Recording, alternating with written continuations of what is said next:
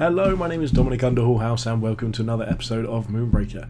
In today's episode we're, I think, probably heading towards the final few experimental videos for the moment, because hopefully we've got the soon TM, from the dev team. We've got the dev vlog from Charlie, so hopefully in the next maybe week or so we should be getting the next new patch. I've seen other people talking on Discord saying they think maybe Thursday this week. Thursday coming, so fingers crossed for that. Obviously we've got no guarantee, we've had nothing official from the dev team, but that's when people are guessing for the moment. So what I wanted to do is try out a couple of things before the patch hits live and see what we can work out from there, and the first of which, I wanted to try out another list with Crash and try to make it as fun as possible. So in order to do so, we've had to put together a bit of a weird team. So the first thing that we're going to start out with, almost every game, is either going to be Fate Twister Tantan or Ursix Scattervine. I'm leaning probably towards Scattervine, because what Scattervine does for us, it puts multiple bodies on the board while only using Cinder to do so, and also generates additional Cinder in following turns. The reason that we're only playing one of those on turn 1 is because the next thing that we want to do is play Crash on turn 2. So Crash costs 6, so that means that we need to save 3 leadership from our first turn to use on the second turn. So we can only afford to use 2. But then if we play out either Scattervine or Tantan, that gives us enough Cinder on the following turn to do what we're really here to do, and that is to use Astra's ability and Crash's ability in the same turn. So what we want to do is we want to basically move Crash. We probably won't be in range of anything. If we are, we're lucky, we can attack, and then move Astra onto Crash, refresh his ability, allow him to move a second time, and hopefully by then we'll be able to get in range of using his ability and we can really start churning out the damage. Obviously then we can use that ability, then attack again, deal 7 damage to something. So theoretically we could be dealing 10 damage to Crash on turn 3, and honestly I just wanted to try it out. So to support him, keep him safe, we've got our Nectarvine there, so we could actually probably play that the turn after Crash if we want to. The other option is to play both Fate Twister Tantan and Stitching McPatchy, so that is enough Cinder to heal this up. We can try and just use this doubled up with Astra to kill things. We've got Crankbait for more Cinder generation, Taurian Guardian, who now has a 60% reduction to hit. Now, a lot of people are saying they think this might be a little bit too much. However, you've got to bear in mind in the new version of play, a lot of damage is done by abilities now, so that's not relevant to the 60% to hit. Abilities just go straight through. But Taurian will help Crash not take damage on any attacks back from the enemies if they do so. And then Hit and Run just as a nice little cheap unit, drop it down somewhere and try and play the objective game at the same time we're playing the kill game with this. I think Hit and Run and Scattervine actually do very similar things in this list. So that's what we're going to be going with. We're going to try and just sort of get the Crash turn 2 to work. There's no guarantee here whatsoever. There's a very reasonable chance that this falls apart, but I really wanted to give it a go. So if you enjoy the content, please let me know in the comments how you would build this list differently. If you've got any sort of feedback on that, I'd love to hear it. If you've got any ideas what you want to see in the future, please let me know. And you can just subscribe to the channel. It's a really great way to support me, or you can head to the Patreon in the link below. I'm so grateful to the Patreon supporters. It does mean a lot to me, and I'm really keen for what's coming in the future. So thank you very much for tuning in, and I'll see you in the game. Okay, so we are coming into a game. We're going to be playing against Corallar. Now, Corallar's just told me that this is going to be their first time using the leadership system. I still love this intro. I think it looks so clean. The fact you can see the banners on there is also awesome. But yeah, this is Corallar's first time using the leadership system, so not sure how familiar they're going to be with it. I know they know the concepts in general, and we've sort of had a little run through, but this intro is fantastic. We need a little zoom out, so here we go. Look at this. This just feels so much more polished. So what we're going to be trying to do, as we said, is just go for our big Crash play. Now the interesting thing is we need to move aggressively forwards, but we still need to stay out of range of what they're doing. Because, actually no, we don't need to be too aggressive, because we just need to keep a couple of things alive. So maybe not. I'm trying to figure out what we do though. Oh, this looks like a hit and run, doesn't it? If there ever was one. So that means I'm probably going to jump over here, throw that way, and then just try and deploy in this direction. That is a shock. It really does sound like Pascal from Nier Automata there. Okay, the shield's coming up. And we've got minus 45 there, so we've not got any real good lines of sight. So we'll just go for this. We've got our one. We're going to still go with a Scattervine play, so we're just going to deploy it here and move along. I suppose we could move over there and take a second Scattervine and pop it over that way, but honestly, I don't think that's really worth it. There we go. I think we want to deploy a second one, probably also in range here, just to make it a bit more awkward if they want to push towards us. But we're going to save that 3 Cinder. Yeah, because if they want to push towards us, we've still got 2 things on there, but they're holding 2 points, which is the difficult part here. So what we need to do is find a way of getting use out of Crash and our Cinder. So next turn we can make 2 more Vines is the thing, so that's what we're going to want to be doing. Because there's a reasonable chance that they can't kill either of these, and that gives us 4 Cinder, so we can activate 2 more growths, and still play our Crash down. Now getting Crash into range, on the other hand, is going to be a bit different. So what I'm quite likely to do is... Okay, yeah, so Max is moving back. They've got all of the hit and run going on here, even though technically that's hit and run. Okay, so we need to spread out our Vines because they're coming towards us with Exterior, but that's fine. And who's this going to be? So at least we get to play our Crash. That's a good thing. That is Axel Pyro. Okay, so I'm immediately terrified of Axel Pyro, which is a problem. So I think we have to actually run towards this and try and hit on that front. The other option is just trying to... I don't really know. So I think we need to defend this corner. So we just go for damage there, that's fine. Okay, so we can't actually get our growth all the way where we want it to here. So what I'm going to do is I'm just going to move here and hit this. Take off that shield, we'll grow over here, and we'll just stop them scoring this point for now. And then for our deployment, we're going to deploy Crash, but where do we want to deploy it is the question. I feel like maybe even somewhere... Okay, where's Extilior's range? It's quite long. So maybe we even just deploy it back here somewhere, slightly behind a Scattervine, and just go for the double movement like we said before. This Scattervine can actually move forwards to be a bit of a move blocker, I think, is the plan. So if we put this here, it makes it harder for them to get to us. Maybe they can... Oh, maybe we've actually left them a really good Axel Pyro turn. That would be really bad, actually. If we've left them the ability to hit all 3 of these with Axel Pyro or clear all of these out, that would be a huge mistake. We should have stayed. Okay. Oh no, they can hit 2 and then clear this. Oh, that's awful for us. Oh no, because there's one over here. It's fine, there's still one here. I thought we were out of them for a second. If we were out of them, that would be terrible. We're looking at Corallar Cinder, so I did mention to them beforehand, you need to make sure you've got enough Cinder in your list to use your abilities. And because Axel is now 2, and Exterior is 3, there's no guarantee they can actually kill things here. Hit and run is inconvenient, but not an issue. We can probably try and get something over there eventually. But for now... Oh, are they just moving and going for the spin? Yeah, they can't quite get both, I don't think. Can they? That's the wrong unit. Oh, I did get both. Okay. Awkward, but acceptable. But it looks like we can actually get our big attack in potentially here. I'm hoping they don't go for Crash, but they probably do. Yeah. They got 1. So we're going to take a ton of damage on the backswing here. And we're losing in terms of points. So this isn't going great. We need more resources. Okay, yeah. Okay, so can we get enough damage here to make it worthwhile? We still get 4 Cinder, I believe. Yeah. So you know what? I just want to do this for the fun of it, to be honest, and just sort of enjoy ourselves. So we got that off. If we move here... Yeah, there's not going to be a way to get round is the problem. Oh, are you kidding me? We're just out of range. Oh, I've made a mistake here. Oh dear. I mean, is there any point in wrecking it? Oh, we might as well. Take the hit back. We can get our hit again. Take another 2 back. Oh, wait. There was an angle there. There we go. So then we can into the breach.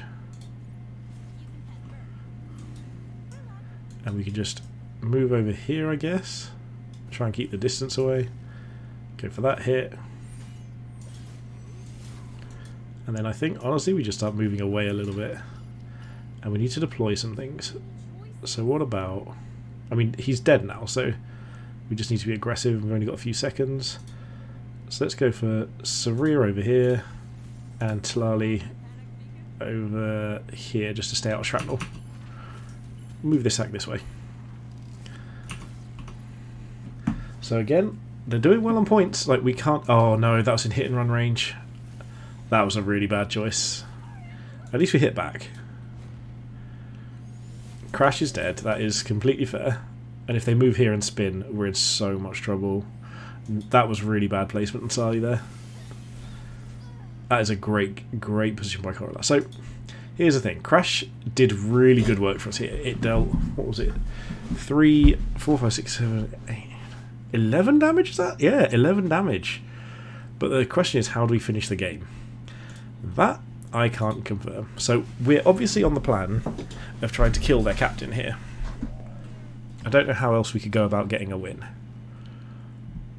But so, like, this is one of those things where I really enjoy trying weird lists because it can just cause some really interesting situations. But honestly, looking at it, it might have even been better not to play Tali and just save up for something like Crankbait next turn. But we've got our hit and run coming. We can't use Axel Pyro here. We don't have many abilities we want to use, but we're going to have 5 Cinder, so we can just make more vines. Oh, not the vine themselves. That's so bad for us. Okay. Now I think we're in a bit of a difficult spot. Funnily enough, what if we moved... How far can I move there? So, if we move to, like, here... and take a hit onto this. No, this doesn't quite do it, I don't believe. Because we could move here, take a shot there, use Into the Breach. We can move, alright, so that can move over there, but the question is, can we get in range with this? I don't think we can. I think we're going to be just short.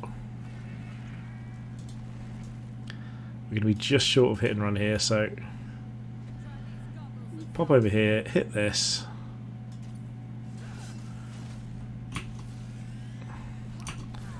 And we've got one of these left, so I think we just pop over here. Actually, stay this way so they have to shoot backwards at least. And we deploy our own hit and run. Let's pop hit and run down here. And we'll just grow a Cinder Orb because we can. That's everything. So we're not in a great spot here, but we're not out of this yet. We're probably losing our vines now. I still really love Scattervine. I think it's got so much potential in this. Oh, they can get both. That's awkward. I didn't position that very well. But at least we hold this objective potentially. Hit and run there is going to kill... It's going to live because it's going to gain 2, isn't it? Yeah, of course. So how do we deal with this? I don't think we've got enough units here to get done what we need. Unless hit and run can move a million miles. I think we're losing this game. Yeah, so hit and run moves back. Gains up to 3. Yeah, I think we've lost this now. It was fun trying. But turns out maybe just rushing into Crash isn't the best idea. But it dealt so much damage. So I'm really curious as to what we can do in the future with that. So obviously we need a slower start. But all in all, kind of happy with that actually. The awkward part here is we don't have any good follow-up. We've almost 100% lost this game. Because there isn't really anything we can do. I mean, could we hit that? No. I'm trying to see if there's anything we could double activate with Astra to get some real value out, but it's only hit and run that we've got left. Also, hit and run while burning looks awesome. Look at that little glow. Yeah, so I think we're probably out of this completely. So we'll hit this just because we can. Yeah, no, there's nothing we can do here. That will be GG. So I'm only going to do the one game for this one because there is a lot of sort of nuance to this, and I'm trying to just sort of figure out what we do bit by bit before going on to the live version of the game eventually. This can just take a shot here, I guess. Of course we missed anyway. Yeah, because we're down to a total of 6 crew, whereas they've got a total of 10. We've not killed any crew. Oh my god, this was a huge failure. I really wanted to try out Crash and I got so greedy. Like, I wasn't thinking it was going to be a good list, but I was hoping it would do more than this. I was hoping maybe there's a world in which rushing a Crash out could be entertaining. Oh, hang on. Wait. Does it... How is it... How have I not gained the health back? Is that not how that works anymore? Oh, did I just get shot or something? I'm quite confused. I thought... No, because I'm burning still. Did I not gain health? Is it because the stun removes passives now? But I thought that healed it. Or maybe they just moved... They moved the following turn, didn't they? Yeah, this is a mistake. I'm forgetting all the rules of New Moonbreaker. So many things have changed, I really can't keep up with it sometimes. So we now lose hit and run. Because it hasn't healed, so it doesn't... Yeah. Okay. Well, this is what experiments are for. I'm getting absolutely picked apart here. I will happily let Corallar win their first ever game with leadership. That's quite embarrassing for me. I've not played actually as many as you might think. I've really not had that much chance to play this against other people. This was very much a try it and see list. And I tried it and it didn't work out very well at all. This is so frustrating that the plants change. Wait, oh, that burnt as well. Right. Yeah. In fact, no, let's just let Corallar have the win properly. It's a bit cheap to take it away from them. It's their first ever one. Let's enjoy it. Let's deploy multiple units or just a Torian. Let's play Torian. Who knows? Maybe we end up living. I'll pop some cinder there for you. Have a present. But yeah, this has been, I would say, an abject failure. They're going to keep stacking up objectives. We're not going to be able to hold them away from them. Like, we can technically keep this one for a turn, but we're behind on points anyway, so we need to find other ways of winning this, and that involves killing all of their units, which is every unit in their list. We've not killed a single thing. You know what, you can tell that I'm getting excited when this all comes to live, because I'm just starting to mess around with lists again. I'm really enjoying the games. I can't wait to see what happens. If you keep an eye out, hopefully tomorrow's video is going to be a look at sort of...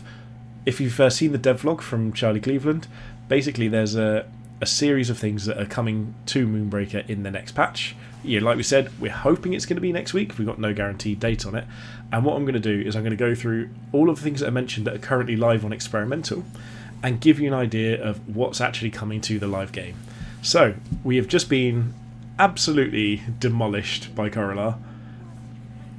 I also really love the defeat and victory voice lines. I think they're awesome. And yeah, so I'm going to go through everything that we can think of that should be coming to the live game according to the video, and maybe a few things that we'd expect to that weren't mentioned, like this screen here. But all in all, I've really, really enjoyed the experimental process. I'm hoping that what they do is sort of bring it back periodically as there's like big changes coming, and have sort of more internal playtesting for certain things.